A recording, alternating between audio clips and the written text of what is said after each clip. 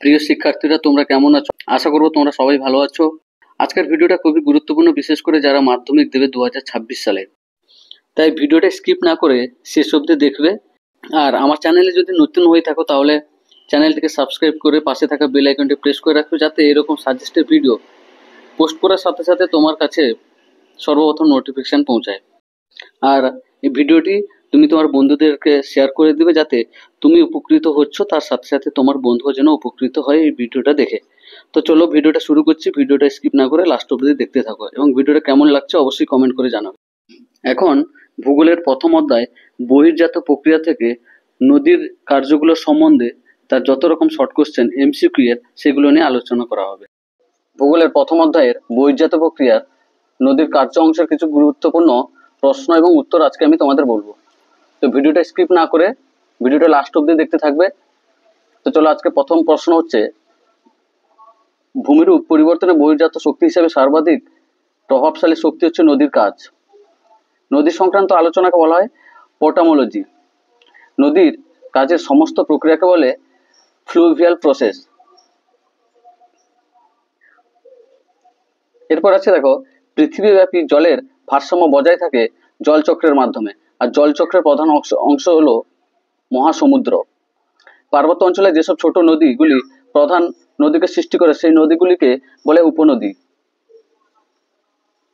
উপনদীগুলি দেখা যায় পার্বত্য অঞ্চলে। এরপর দেখো, দুটি উচ্চভূমির মধ্যে অবস্থিত দীর্ঘ ও নিম্নভূমিকে বলে উপত্যকা। নদী উপত্যকা টি ও ভি আকৃতির হয়ে থাকে। দুটি নদীর মধ্যবর্তী ভূমিভাগকে বলে দোয়াব। ভারতের বৃহত্তম দোয়াব হচ্ছে গঙ্গা যমুনা দোয়াব। নদীর উৎস অঞ্চলের অববাহিকাকে বলে ধারণ অববাহিকা। এটা মাধ্যমিকে এসেছিল 2024 সালে। এরপর যে উচ্চভূমি দুই বা তার বেশি নদী গোষ্ঠীকে পৃথক করে তাকে বলে জল বিভাজিকা। এটা 2017 সালে মাধ্যমিক পরীক্ষায় এসেছিল। ভারতের প্রধান জল বিভাজিকা হলো হিমালয় পর্বত। উত্তর ও দক্ষিণ ভারতের মধ্যে অবস্থিত জল বিভাজিকা হলো বিন্ধ্য পর্বত। দক্ষিণ ভারতের একটি জল বিভাজিকার উদাহরণ হচ্ছে পশ্চিম ঘাট পর্বতমালা। পৃথিবীর বৃহত্তম নদী বা নদী অববাহিকা হচ্ছে আমাজন। ভারতের বৃহত্তম নদী অববাহিকা হচ্ছে গিয়ে গঙ্গা। এরপর পৃথিবীর বৃহত্তম নদী হচ্ছে নীলনদ। পৃথিবীর ক্ষুদ্রতম নদী মার্কিন যুক্তরাষ্ট্রের ডি।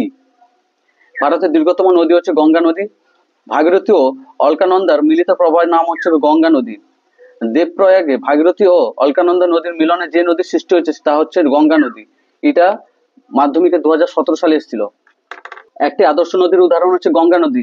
একটি আদর্শ নদী তাকেই বলা হয় যে নদীতে তিনটি গতিপথ দেখা যায়, তাকে আদর্শ নদী বলে, যেমন হচ্ছে গঙ্গা নদী। নদীর বহন প্রক্রিয়াগুলি হচ্ছে ভাসমান, আকর্ষণ ও লম্ফদান। এরপরে নদীবাহিত প্রস্তরখণ্ডের সাথে নদীখাতের সংঘর্ষে সৃষ্ট ক্ষয়কে অবঘর্ষ ক্ষয় বলে। অবঘর্ষ ক্ষয়ের ফলে নদীর নিচে যে গর্ত সৃষ্টি হয় তাকে মন্থকূপ বলে। অসংখ্য মন্থকূপ একসঙ্গে যুক্ত হলে তাকে মন্থরূপ কলোনি বলে।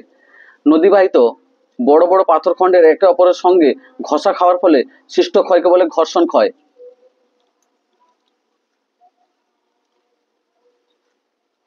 এরপর নদীর জলে প্রস্তরখণ্ডগুলো দ্রবীভূত অবস্থায় ক্ষয়প্রাপ্ত হলে তাকে দ্রবণ ক্ষয় বলে। চুনাপাথর ও ক্যালসিয়াম কার্বনেট যুক্ত শিলাস্তরে বা লবণযুক্ত শিলাস্তর দেখা যায় দ্রবণ ক্ষয় কার্যে। ভিডিওটা একটু লম্বা হবে, তবে ভিডিওটাকে স্কিপ করবে না, খুব গুরুত্বপূর্ণ ভিডিও। এরপর নদীর জলে উচ্চতার হ্রাস বৃদ্ধিকে বলে নদীবর্তন।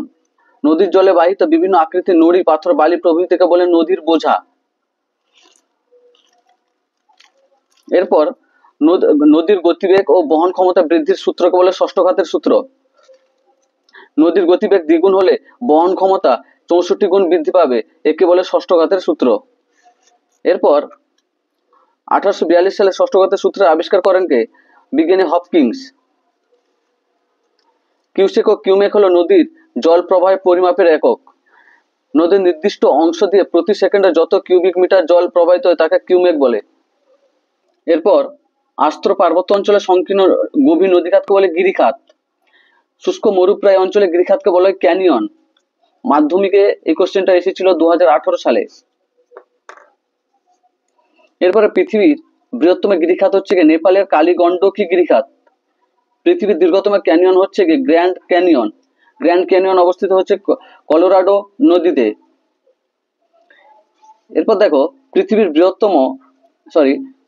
গভীরতম ক্যানিয়ন হলো পেরুর এল ক্যানন ডা কলকা।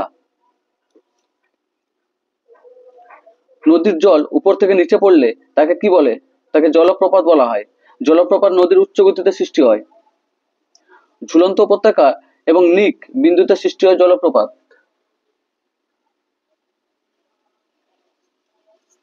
জলপ্রপাত ক্রমশ উৎস অঞ্চলের দিকে সরে গেলে তাকে বলে জলপ্রপাতের পশ্চাৎপসরণ।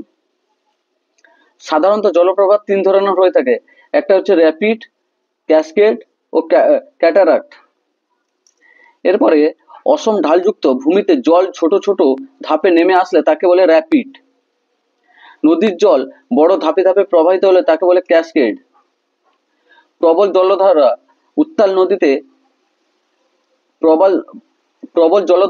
উত্তাল গতিতে নেমে আসলে তাকে বলে ক্যাটারাক্ট। এরপর পৃথিবীর উচ্চতম জলপ্রপাত হচ্ছে গিয়ে সাল্টো অ্যাঞ্জেল। পৃথিবীর উচ্চতম জলপ্রপাতের নাম হচ্ছে গিয়ে ভারতের উচ্চতম জলপ্রপাতের নাম হচ্ছে কুঞ্চিকল, যা সারা বছর জল থাকে না। এই কোশ্চেনটি মাধ্যমিকে এসেছিল 2020 সালে। ভারতের উচ্চতম জলপ্রপাতের নাম হচ্ছে জোগ বা গেরোসপা। পৃথিবীর সুদৃশ্যতম জলপ্রপাত হচ্ছে গিয়ে নায়াগ্রা, সেন্ট লরেন্স নদীতে রয়েছে। ভারতে নায়াগ্রা বলা হয় ইন্দ্রাবতী নদীর চিত্রকূট জলপ্রপাতকে। ধোঁয়াধার জলপ্রপাত ভারতের সুদৃশ্যতম জলপ্রপাত দেখা যায়। এটি নর্মদা নদীতে দেখা যায়।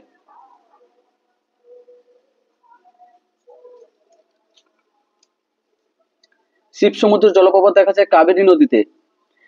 জলপ্রপাতের নিচে সৃষ্ট গর্তকে বলে প্রপাতকূপ, আর প্রপাতকূপকে ইংরেজিতে বলে প্লাঞ্চ পুল। নদীর নিচে সৃষ্ট গর্তকে বলে মন্থকূপ, মন্থকূপকে ইংরেজিতে বলে পট হোল। এই কোশ্চেনটি 2019 সালে এসেছিল মাধ্যমিকে।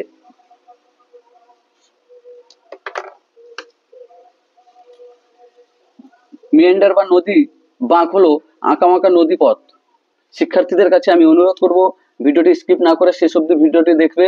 গুরুত্বপূর্ণ ভিডিও, বিশেষ করে যারা মাধ্যমিক 2026 সালে দেবে তাদের জন্য। ভূগোলের প্রথম অধ্যায় থেকে আমি কিছু এমসিকিউ শর্ট কোশ্চেন উত্তর সহ আমি তোমাদেরকে বলছি এই ভিডিওতে। ভিডিওটি কেমন লাগছে তোমরা অবশ্যই কমেন্ট করে জানাবে। এই কোশ্চেন অ্যান্সারের পিডিএফ লাগে তাহলে তোমরা আমাকে অবশ্যই কমেন্ট করে জানাতে পারো।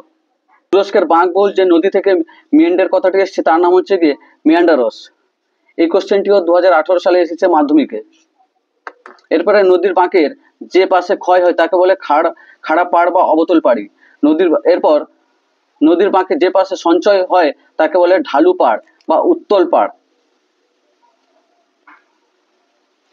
এরপরে দেখো নদীর বাঁকে ঢালু পাড়ের সঞ্চয়কে বলে বিন্দুবার।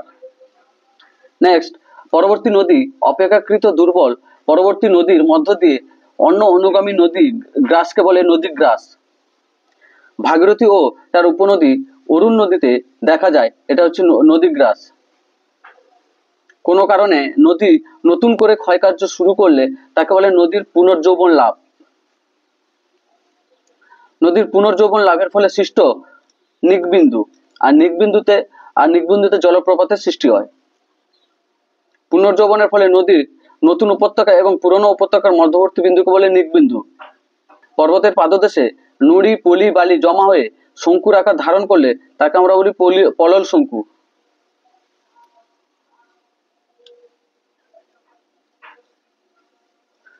নদীর মধ্যপ্রবাহের শুরুতে বা পর্বতের পাদদেশে দেখা যায় পলল ব্যঞ্জনী। বন্যার ফলে নদীর দুপাশে অঞ্চলে নতুন পলি জমা হয়ে প্লাবনভূমির সৃষ্টি হয়। প্লাবনভূমিতে সঞ্চিত হওয়া নদীবাহিত পলিমাটিগুলি কৃষিকাজের পক্ষে উপযুক্ত। ভারতের গাঙ্গেয় সমভূমি অঞ্চলে পলিমাটি আধিক্য থাকায় এই অঞ্চলকে বলে কৃষিকাজে সমৃদ্ধ। নদীর দুপারে বরাবর পলি সঞ্চয় ও উচ্চ আয় সৃষ্টি করে স্বাভাবিক বাঁধ। ফানেল আকৃতির নদী মোহনাকে বলে খাড়ি। পৃথিবীর দীর্ঘতম খাড়ি অবস্থিত হচ্ছে ওপ নদীর মোহনায়। পশ্চিমবঙ্গে অসংখ্য খাড়ি দেখা যায় সুন্দরবনে। নদীগর্ভে পলি সঞ্চিত হয়ে সৃষ্টি করে নদীচর। নদীচরের উপরে আরো পলি সঞ্চিত হয়ে জলের উপর মাথা উঁচু করে দাঁড়ালে তাকে বলে নদীদ্বীপ। ভারতের বৃহত্তম নদীদ্বীপ হচ্ছে অসম রাজ্যের ব্রহ্মপুত্র নদীতে অবস্থিত মাজুলি। পৃথিবীর বৃহত্তম নদীদ্বীপ হলো আমাজন নদীতে অবস্থিত ইহলা দা মারাজো। এরপর দেখো, মোহনার নিকট সঞ্চিত উঁচু ভূমিকা বলে বদ্বীপ। আর বদ্বীপ দেখতে মাত্রাহীন ব অক্ষরের মতো হয়। একটি ত্রিকোণাকৃতি বদ্বীপের উদাহরণ হচ্ছে গঙ্গা বদ্বীপ। একে ধনুকাকৃতিও বলা হয়। এরপরে কোশ্চেন হচ্ছে, একটি ধনুকাকৃতি বদ্বীপের নাম হচ্ছে নীল নদের বদ্বীপ। পাখির পায়ের মতো বদ্বীপ দেখা যায় কোথায়? মিসিসিপি নদীর মোহনায়। এই কোশ্চেনটি মাধ্যমিকে এসেছে 2018 সালে। ভারতে পাখির পায়ের মতো বদ্বীপ দেখা যায় কাবেরী নদীর মোহনাতে। কাসপেট বা তীক্ষ্ণ বদ্বীপ দেখা যায় ইতালির তাইবারে। স্পেনের এব্রো ভারতের সুবর্ণরেখা নদীর মোহনায়। এরপর দেখো, ক্ষারীয় বদ্বীপ দেখা যায় ফ্রান্সের সিন নদীতে ও জার্মানির রাইন নদীর মোহনায়। একটি বদ্বীপের 3টি অংশ থাকে।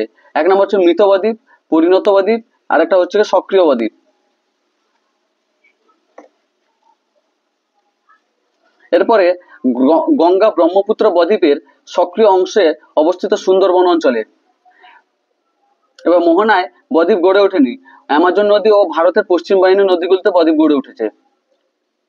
ভারতের পশ্চিম বাহিনী যে নদীর মোহনায় বদ্বীপ সৃষ্টি হয়নি সেটা হচ্ছে নর্মদা, তাপ্তি, মাই ও সবরমতী নদীতে। এই নদীগুলিতে ভারতের এই নদীগুলিতে কোনো মোহনায় বদ্বীপ সৃষ্টি হয়নি। এরপর আছে চুনাপাথরযুক্ত অঞ্চলে নদীর ক্ষয়কার্য দ্রবণ প্রক্রিয়ার প্রাধান্য দেখা যায়। এই কোশ্চেনটি মাধ্যমিক 2024 সালে চলে এসেছে।